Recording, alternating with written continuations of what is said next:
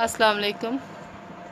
मेरा नाम मरियम है और मैं डिलंब लगन दी रिहायशी हाँ, तहसील संबड़ियाल ज़िला सियालकोट। और मैं पहला भी वीडियो वायरल की थी और फिर मेरी FIR हुई सी और मेरी कितने भी सुनी नहीं जा रही। वीडियो वायरल करने का मेरा मकसद है नहीं, या मैं किनारे का किसी को वहावा या कोई ऐसा मसला नहीं।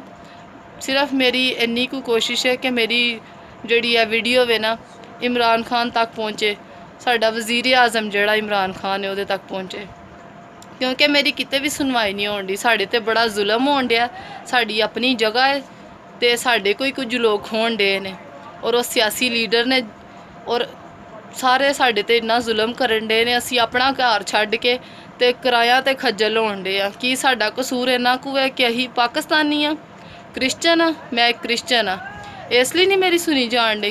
क्यों नहीं मेरी सुनी जान डी? मेरी यह माँ ने बजुर्ग इन्हां दी अख ज़ाया हो गई है। मैं पहला भी वीडियो वायरल की सी और मेरी किसी ने नहीं सुनी है।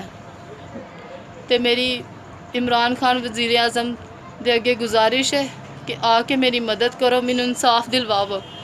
पुलिस तक गल पहुँची है, पुलिस भी साड़ी नहीं सुन रही है, कोई साड़ी नहीं सुनता है। उन्होंने वाल सारे ने, क्योंकि उन्होंने नाल सियासी लीडर ने,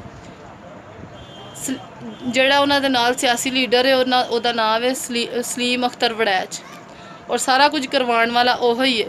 साढ़े नाल इन्नी नाइंसाफ़ी हुई है। मेरी मामी होरां दी अख ज़ाया हो गई है, मेरे नक की हड्डी टुटी है, मेरे 2 छोटे छोटे बच्चे ने जिन्होंने लैके मैं किराया ते जलील होन डई हाँ। तो तुहाडी मेहरबानी है, ज़्यादा तो ज़्यादा इस वीडियो में शेयर करो और मेरी इमरान खान तक गल पहुँचाओ।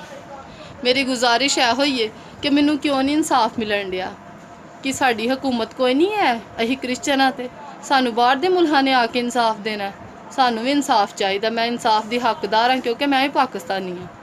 तो तुहाडी मेहरबानी है कि मैनू इंसाफ दो, क्योंकि